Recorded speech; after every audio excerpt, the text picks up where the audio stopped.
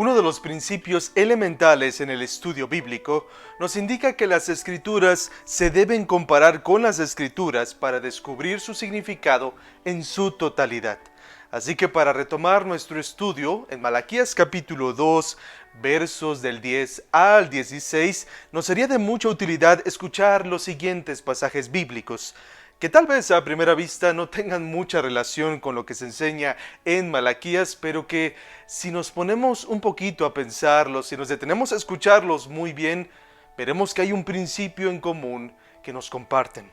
Así que leamos juntos, por favor, Mateo capítulo 5, versos del 23 al 24. Por tanto, si estás presentando tu ofrenda en el altar y allí te acuerdas de que tu hermano tiene algo contra ti, deja tu ofrenda allí delante del altar y ve. Reconcíliate primero con tu hermano y entonces ven y presenta tu ofrenda.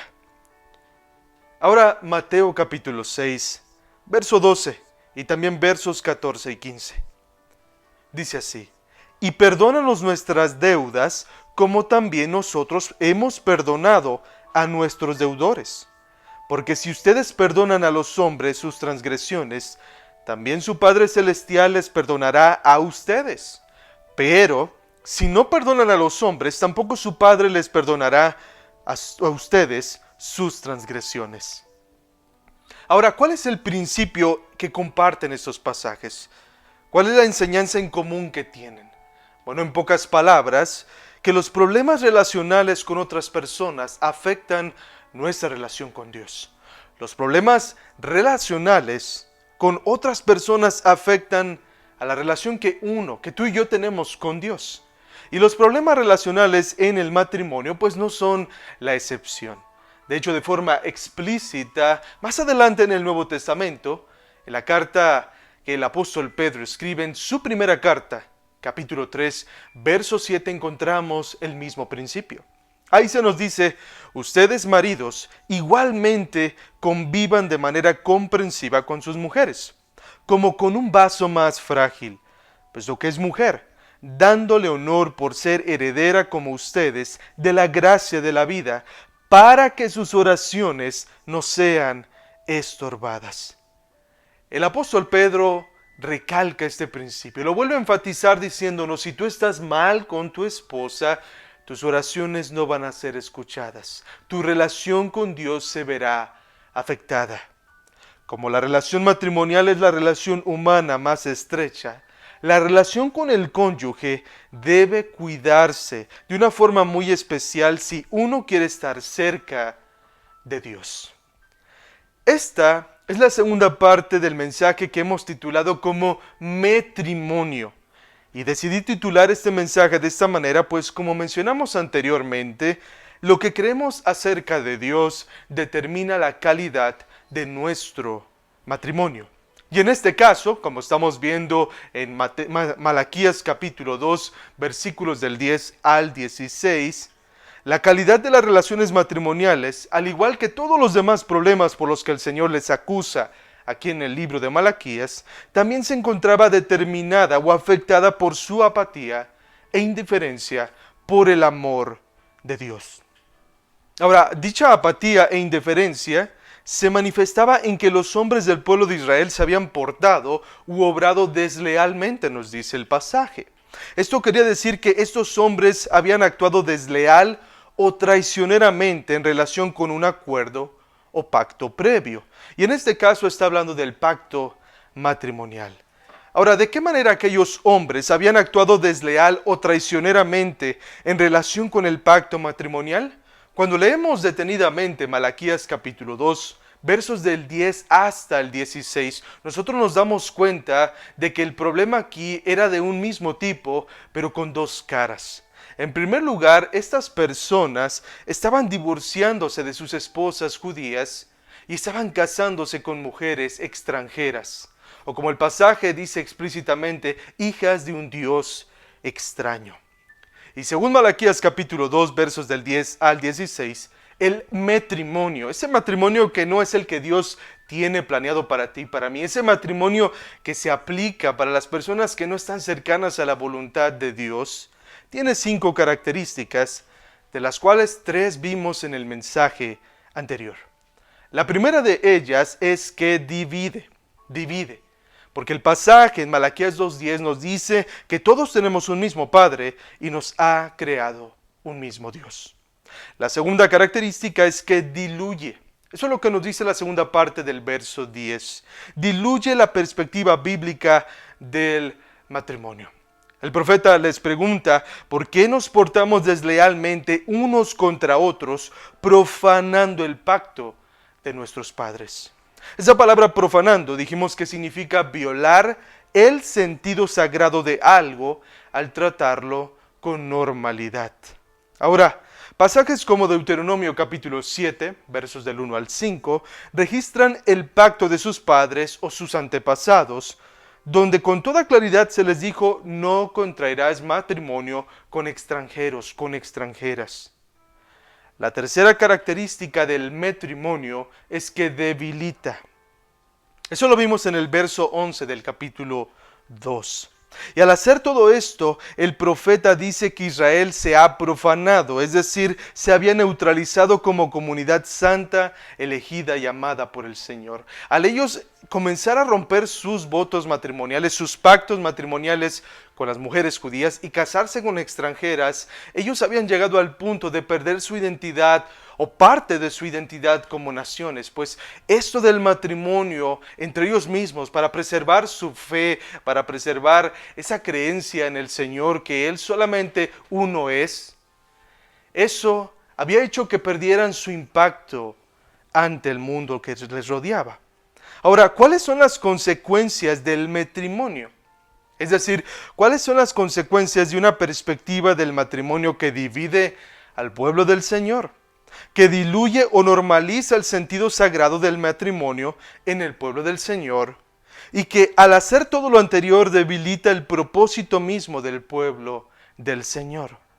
Bueno, en lo que resta de Malaquías capítulo 2, versos del 12 al 16, nosotros vemos que las consecuencias de esto es la destrucción y el desagrado del Señor. Y estas son las dos últimas características del matrimonio. Destruye y desagrada. Comenzamos por la primera, destruye, versículo 12. Malaquías capítulo 2, verso 12. Dice así, que el Señor extermine de las tiendas de Jacob al hombre que hace esto. Ahora, hay quienes consideran que lo que esta frase significa es simplemente que al hombre que hace esto se le negaba el acceso al pueblo de Dios y por tanto a la presencia de Dios, cuyo santuario estaba en medio del pueblo. Es decir, esta persona era corrida del pueblo de Israel, era corrida del pueblo escogido por Dios. Sin embargo, esta expresión que el Señor extermine, literalmente dice que corte, esta expresión se empleaba comúnmente para hablar acerca de la muerte. Era una referencia o una forma un poco más suave de hablar acerca de la muerte. Básicamente lo que el texto entonces está diciendo es que el Señor le quite la vida a las personas que están haciendo esto. Y te invito para que hagas un viaje. Yo lo hice y realmente fue sorprendente. Fui al Pentateuco, a la ley de Dios, y me puse a analizar esta palabra donde aparecía exterminar una y otra y otra y otra vez. Y esto era algo muy común porque el pueblo necesitaba escuchar que todo lo relacionado con él, que todo lo que Dios tocaba, todo lo que Dios encontraba relacionado era tan sagrado que si una persona lo corrompía, moría. Esta ley era implacable en el Antiguo Testamento. Además, en el mismo verso 12, la inclusión de la frase las tiendas de Jacob pareciera indicar que también su linaje terminaría y que ya no tendría descendientes en Israel.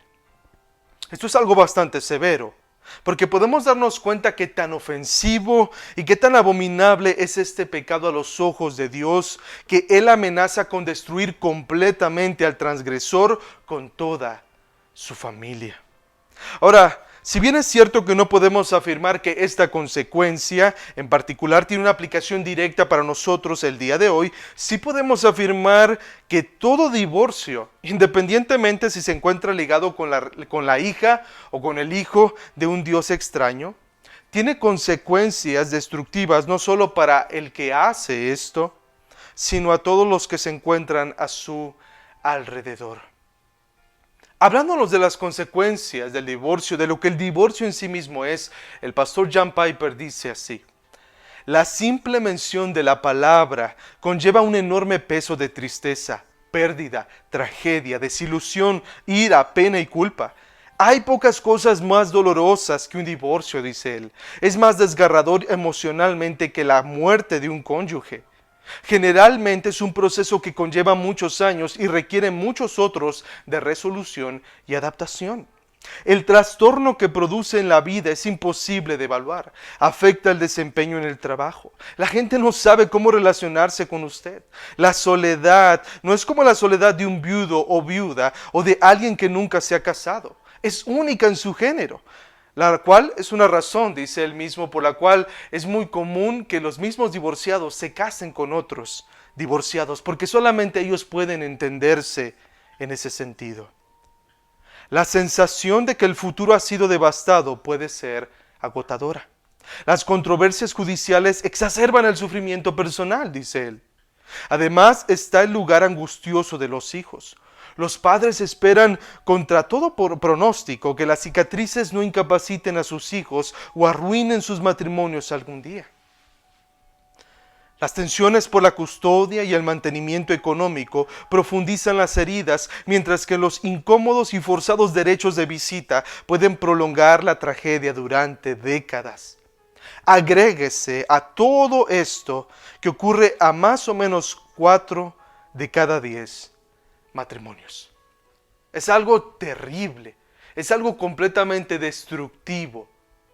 Y quiero decirte lo siguiente: sea que el Señor extermine al que hace esto, o que el que hace esto experimente consecuencias tales como las que acabamos de ver, que Él mismo desee que el Señor le extermine, Malaquías hace énfasis en que nadie quedará exento de consecuencias. Verso 12 una vez más. Encontramos una frase entre paréntesis que dice: sea testigo o defensor. Y la traducción exacta de esta frase es un poco compleja de explicar. Sin embargo, sabemos que es un dicho o una expresión popular de aquella época que significaba que nadie escapará. Nadie escapará, no importa quién sea, no importa la posición que se encuentre, no importa la función que juegue. Si una persona está cometiendo este pecado, si una persona está atacando al matrimonio, está afectando su relación matrimonial, esa persona va a recibir destrucción, va a recibir castigo. Sea por muerte, o como diría alguien, un destino peor que la muerte en esta vida. Todo ese sufrimiento que se carga. Nadie escapará, nadie. Incluso fíjate lo que dice al final del verso 12, aunque presente una ofrenda al Señor de los ejércitos. Y esta parte es muy interesante porque es bien conocido el hecho de que había diferentes ofrendas que se le presentaban a Dios y por propósitos diferentes.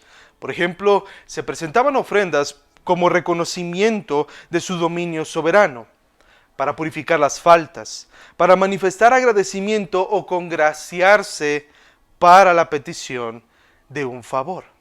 La ofrenda de la que se habla aquí se trata de una prueba o muestra de amor, gratitud y acción de gracias a Dios, dador de todo lo bueno.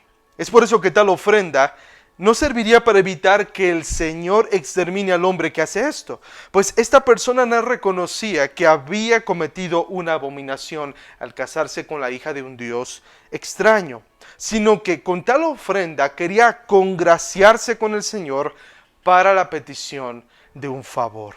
Esto es algo sorprendente. Esta ofrenda que vemos aquí no era por el perdón de sus pecados. Ni siquiera esta persona sabía o reconocía más bien que el hecho de haberse casado con aquella mujer y haberse divorciado de la mujer de su juventud estaba mal. Esta persona simplemente se acercaba como si nada hubiera pasado, como si esa persona estuviera bien, como en la actualidad alguien pudiera decir, bueno, pues al menos están casados o no están solamente juntados, o algún pretexto como ese, y esta persona dice, voy a presentar una ofrenda a Dios para intentar que Él me haga un favor o que me bendiga. Y sí, Lo mismo que estás pensando era lo que el Señor pensaba acerca de aquel que hace esto. Le desagrada. Esta es la quinta y última característica y también consecuencia del matrimonio. Ya vimos que destruye, pero ahora también desagrada al Señor. Desagrada al Señor. Verso 13 dice así: y esta otra cosa hacen: cubren el altar del Señor de lágrimas, llantos y gemidos.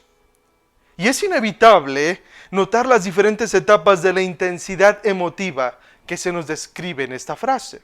Comienza con lágrimas, es decir, lo que tú y yo sabemos, ese líquido que sale de los ojos como una respuesta natural ante la angustia. Y sigue con los llantos, cuyo sentido original incluye el acto de hacer expresiones de dolor, tanto ruidos como lágrimas en los ojos. Esta parte del llanto es completamente mostrar ese dolor, ¿verdad? Hacer gestos, gritar inclusive. Es un momento en el que es el clímax de la angustia, de la tristeza. Y termina con los gemidos. Termina con los gemidos, los cuales son suspiros. Lo que ocurre naturalmente después de derramar tantas lágrimas y llantos. Esta parte es muy interesante. Esas personas llegaban llorando delante del Señor. Llegaban derramando sus lágrimas, gritando, lamentándose. Y al final, como cuando tú y yo lloramos, cuando bastante tiempo después de que lloramos, de que duramos mucho tiempo en esa tristeza, solo podemos dar respiros profundos. Eso es lo que estamos viendo en esta situación. Ahora, ¿cuál era la razón de todas estas expresiones emotivas tan intensas? Bueno, lo primero es, que nos dice el texto, porque Él ya no mira la ofrenda. Él ya no mira la ofrenda. Y quiero que notes, subrayes, resaltes, te lleves esta palabra porque es muy importante para ti y para mí como una aplicación práctica. Esa palabra mira es una palabra cargada de significado. Se trata de hacer un movimiento de giro para hacer un cambio en la dirección. Es un giro para hacer un cambio en la dirección. Es ese tipo de giros repentinos y bruscos que haces cuando algo te interesa o llama tu atención. A veces vamos caminando y algo nos llama la atención, algo que vimos y volteamos rápidamente. Es ese tipo de giros aquí, de que nos capturan nuestra atención. Lo que el Señor está diciéndole al pueblo aquí, lo que el Señor está diciéndole a estos hombres que habían dejado a sus mujeres, se habían divorciado injustamente, injustificadamente, y habían contraído matrimonio con mujeres extranjeras, es lo siguiente: podrán traer las mejores ofrendas. Podrán traer una ofrenda buena, que no sea robada, una ofrenda que esté completa, que esté saludable, que no sea algo inmundo. Pero yo ya no lo voy a voltear a ver. Eso a mí ya no me llama la atención. Eso no causa en mí que yo quiera voltear, no me sorprende, no captura mi atención. Y es una aplicación para ti y para mí el día de hoy, porque el Señor podrá estar ignorándonos también si en nuestra vida hay ese tipo de pecado, y cualquier pecado realmente. Cuando hay pecado en nuestra vida, nosotros no podemos engañar a Dios. Podemos engañar a todos, incluso a nosotros mismos, pero a Dios no. Y Él puede que ya no esté mirando, que no esté girando bruscamente, sorprendidamente para ver lo que hacemos para Él. Ahora, todo esto se intensifica cuando vemos la otra declaración complementaria que aparece en el mismo pasaje. Dice: ni la acepta con agrado de su mano. El problema aquí con las ofrendas es distinto a lo que se veía anteriormente en el capítulo 1 o en la primera parte del capítulo 2. Aquí el problema es que ellos la ofrecen de su mano. Aquí el problema no se menciona el animal dañado, sino que proviene de esta mano pecadora. Ahora, a pesar de su descarado cinismo, el Señor les da una explicación contundente de por qué Él ya no miraba su ofrenda, del por qué Él no la recibía con agrado de su mano. El pasaje nos dice de la siguiente manera, verso 14. Y ustedes dicen, ¿por qué? Una vez más, y ustedes dicen, ¿por qué? ¿Por qué está pasando esto?, decían ellos. Bueno, porque el Señor ha sido testigo entre tú y la mujer de tu juventud, contra la cual has obrado deslealmente, aunque ella es tu compañera y la mujer de tu pacto. De manera literal, el Señor le dice, ya que ustedes me pidieron que fuera testigo de su pacto, me encuentro atado, me encuentro confinado entre tú y la mujer de tu juventud. Es decir, en el momento en que ustedes se casaron, yo estaba ahí y formé parte de esa relación, y por eso yo sé exactamente lo que ha pasado en esa relación y sé que tú eres el culpable. Sé que tú eres el culpable. Y eso es algo que también debe llamar nuestra atención. Porque normalmente nos gusta justificarnos y creer que nosotros siempre tenemos la razón o que estamos bien y que la otra parte se encuentra equivocada. Pero sabes, hay un testigo en esa relación, sea matrimonial o en cualquier otra, pero principalmente la matrimonial. Hay un testigo, hay alguien que se encuentra todo el tiempo ahí atado. Ese es el sentido, está ahí junto con nosotros y sabe quién ha sido desleal y quién no. Y en este caso, él se pone del lado de la mujer, se pone del lado de la esposa, porque ella es la que ha sufrido la traición. Y lo que sigue a continuación, aunque siga hablando del matrimonio mismo, ha sido considerado como el texto más difícil en todo el libro de Malaquías. El verso 15 es el más complicado y ahorita vas a ver por qué. Realmente tiene poco sentido o es poco fácil de comprender en esta ocasión. El verso 15 dice, pero ninguno que tenga un remanente del Espíritu lo ha hecho así. ¿Y qué hizo éste mientras buscaba una descendencia de parte de Dios? Un texto complicado. Ahora, está dentro del contexto del matrimonio, pero ¿qué significa? Bueno, ninguna traducción en español, al menos de las que yo consulté, podía traducir y dar el sentido y el significado original o más simple. Todo era muy complicado, no es una cuestión de nuestra traducción, es una dificultad de traducir este texto para nosotros el día de hoy. Sin embargo, quisiera darte el significado. No tenemos todo el tiempo para ver las dificultades técnicas en el idioma, pero quiero darte lo que significa este pasaje. Malaquías llamó la atención sobre la institución del matrimonio por parte de Dios. Eso en Génesis 2:24, en el cual Él convirtió dos en uno. De esta manera les recordó que Dios solo provee una mujer para un hombre. Aunque él tenía el poder del Espíritu para dar vida y pudo haber dado a Adán varias esposas, él creó una sola para él, con el propósito de levantar una descendencia para Dios. El plan original era, a través solamente de esa familia, iba a traer a todas las demás familias de la tierra. Una sola descendencia, una.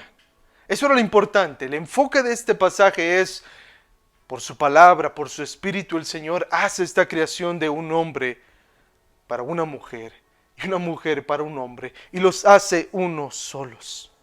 El llamado del Señor es enfático. Aparece al final del verso 15.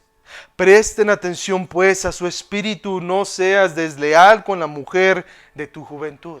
Y también se repite al final del verso 16, dice, presten atención pues a su espíritu y no sean desleales. Y esto se encuentra muy relacionado con lo antes dicho, pues habla del mismo deseo de mantener la unidad pactal que procuró el Espíritu Santo desde el principio, lo cual significa no romper el pacto matrimonial. Es decir, sigan pensando, sigan actuando, sigan buscando hacer lo que el Espíritu hizo desde el principio, que sean uno solo, que sea un hombre, una mujer, un esposo, una esposa, uno solo, un matrimonio. Y una vez más, como lo ha hecho anteriormente, se presenta una razón doble para que no seas desleal con la mujer de tu juventud. Lo primero que se nos dice con toda claridad es que lo siguiente. Fíjate en el pasaje, verso 16, porque yo detesto el divorcio, dice el Señor, Dios de Israel. Ahora, debemos de tener mucho cuidado de no elaborar toda una perspectiva bíblica acerca del divorcio solo sobre este pasaje.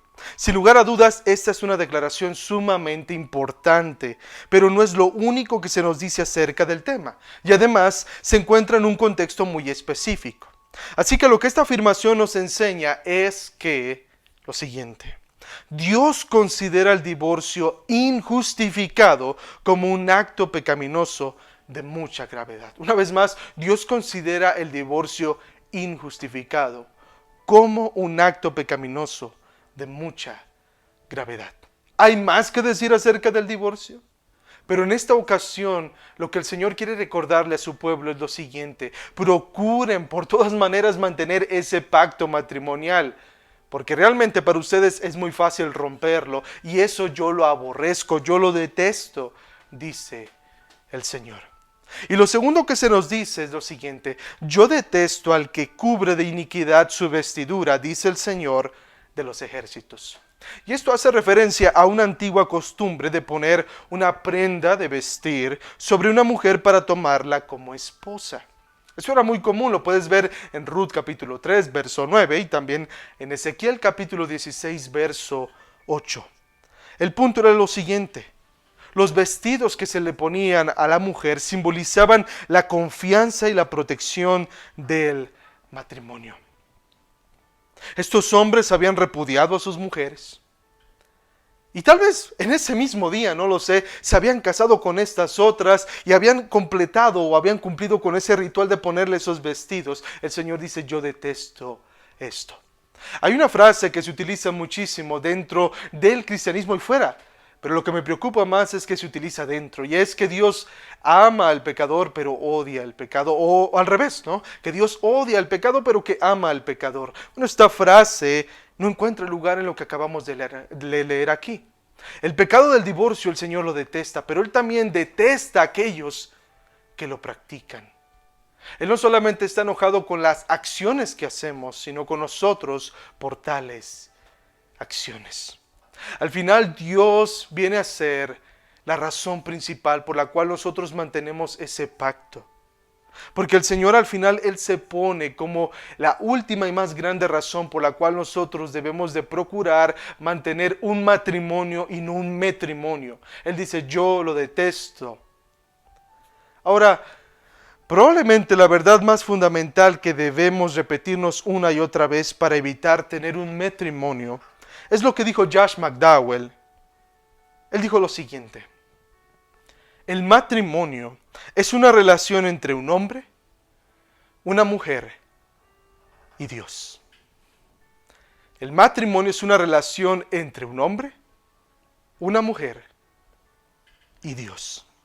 Así que antes de preguntarnos ¿qué lugar ocupa el Señor en nuestro matrimonio?, tal vez sería mejor preguntarnos: ¿ocupa un lugar el Señor en nuestro matrimonio? Esta es la primera, la principal causa de que los matrimonios colapsen, de que el Señor no ocupe ese lugar que le corresponde, que nosotros no recordemos que Él es un testigo, que Él está atado, que Él está confinado, que Él está presente en nuestro pacto matrimonial. Así que preguntémonos: ¿ocupa el Señor un lugar en nuestro matrimonio? Señor, te agradezco la oportunidad de compartir un poco tu palabra. Y de alguna forma el mensaje general de Malaquías capítulo 2, versos del 10 hasta el 16 es claro cuando lo leemos a primera vista. Por supuesto que hay detalles que resaltar, sin embargo, el mensaje, Señor, es claro. Tú detestas, Señor, ese tipo de relaciones que no se esfuerzan por ser lo que tú quieres que sean. Hay muchas otras cosas, Señor, que tu palabra nos habla acerca del matrimonio, acerca del divorcio y de un nuevo matrimonio. Pero lo que vemos aquí, Señor, es fundamental. Hay un esfuerzo, Señor, que debemos de poner nosotros, un gran esfuerzo de cumplir con lo que nos corresponde.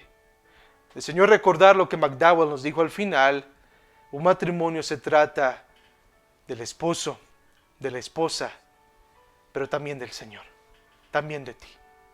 Así que, Señor, recuérdanos esta verdad fundamental. Tú eres testigo entre lo que ocurre en todas nuestras relaciones, pero sobre todo con nuestras esposas. Y lo que las esposas, Señor, piensan, dicen, hacen de sus esposos. Recuérdanos esta verdad fundamental, no solo esta semana o año, sino toda nuestra vida. En Jesucristo. Amén.